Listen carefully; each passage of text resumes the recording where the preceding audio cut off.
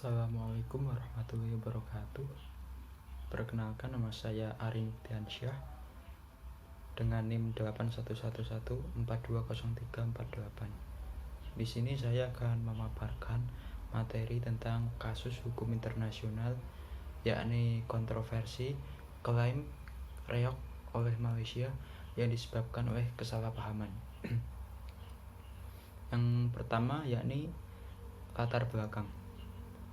Indonesia dan Malaysia merupakan negara serumpun yang terletak di Asia Tenggara. Karena masih satu rumpun, yaitu Melayu, maka negara Indonesia dan Malaysia mempunyai kebudayaan yang hampir sama. Hal ini karena dilatar belakangi oleh suku dan ras yang sama-sama dari Melayu. Oleh karena itu, terkadang antara Indonesia dan Malaysia kerap terjadi konflik kebudayaan, seperti konflik pengakuan atau pengklaiman budaya oleh negara lain. Seperti yang kita ketahui, reog merupakan kebudayaan asli dari Indonesia, lebih spesifiknya dari daerah Ponorogo, Jawa Timur.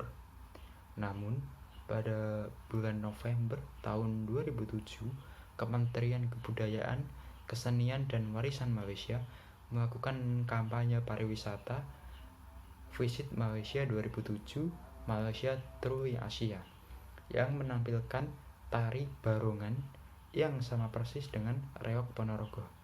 Hal ini membuat rakyat Indonesia marah terhadap tindakan Malaysia tersebut. Kemudian yang kedua ada pembahasan masalah.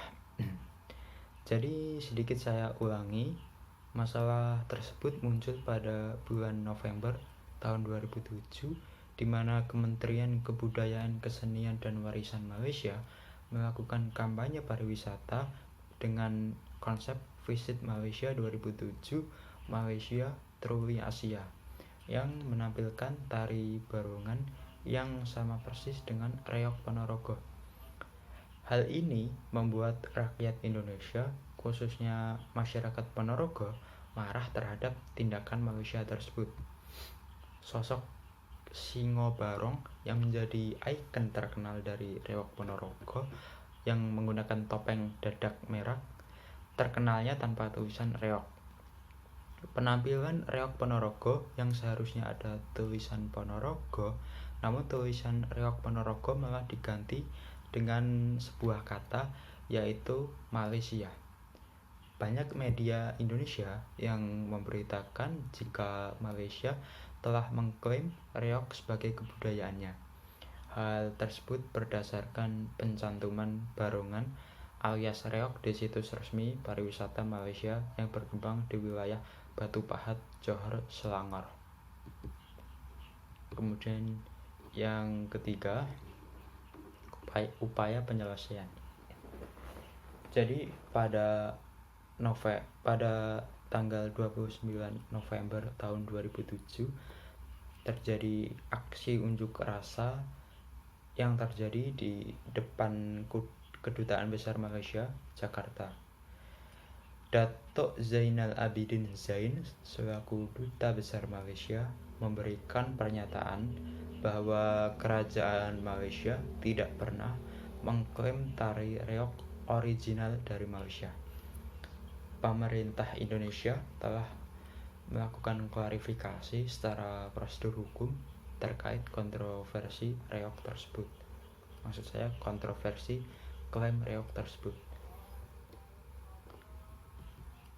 Lalu pemerintah Kabupaten Ponorogo juga mengirim surat resmi kepada pemerintah Republik Indonesia perihal pernyataan keberatan terhadap portal website Kementerian Kebudayaan, Kesenian dan Warisan Malaysia untuk mengklarifikasi masalah tersebut kepada pemerintah Malaysia. Nah, pada 5 Desember tahun 2007, Duta Besar Malaysia menyelenggarakan acara di Kedutaan Besar Malaysia yang dihadiri oleh Bupati Ponorogo. Duta Besar Malaysia menegaskan bahwasanya Malaysia tidak pernah mengklaim kesenian reog sebagai milik Malaysia.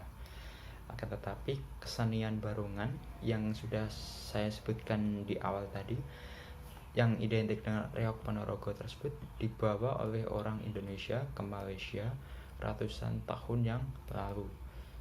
Setelah melalui berbagai upaya penyelesaian, akhirnya permasalahan mengenai reog pun secara resmi sudah selesai. Sebenarnya kasus ini merupakan kesalahpahaman mengenai hukum yang sedang mengalami pendefinisian ulang. Pemahaman kesenian sebagai harta benda budaya oleh pihak Ponorogo atau pihak orang Ponorogo menyebabkan kasus ini dianggap sebagai pelanggaran hak cipta. Akan tetapi dalam kasus ini kesenian yang dibahas sudah ada lama di kedua negara tersebut, yakni negara Indonesia dan negara Malaysia. Jadi paradigma kepengarangan kesenian yang dulu dianggap milik bersama atau kepunyaan bersama menyebabkan kerancuan atau ketidakjelasan terkait status kesenian tersebut. Nah, dari sini dapat diambil pelajaran yang dapat diambil oleh Indonesia, yakni bagi bangsa Indonesia, kontroversi kasus ini menjadi tanda bahwa kebudayaan dan kesenian merupakan elemen penting bagi seluruh negara atau bagi sebuah negara, maksud saya. Jadi masyarakat Indonesia tidak boleh luput terkait kebudayaan dan kesenian tersebut, karena kebudayaan dan kesenian merupakan warisan peninggalan nenek moyang sejak zaman dahulu yang wajib dijaga dan dilestarikan agar tidak punah, apalagi diklaim oleh negara lain.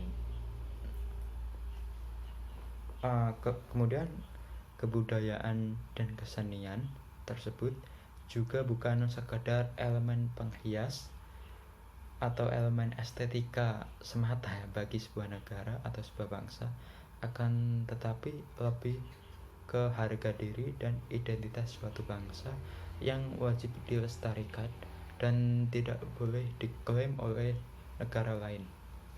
Kemudian dalam penyelesaian suatu isu permasalahan diperlukan atau dibutuhkan konteks pemahaman akan sejarah dan latar belakang agar mengetahui dasar dari berdirinya suatu hal yang dipermasalahkan tersebut.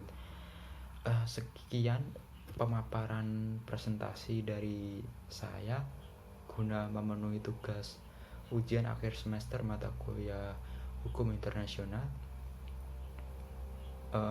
Materi ini saya tulis dengan menggunakan referensi dari jurnal. Bila kurang jelas mungkin bisa ditanyakan di komentar. Kurang lebihnya mohon maaf. Wassalamualaikum warahmatullahi wabarakatuh.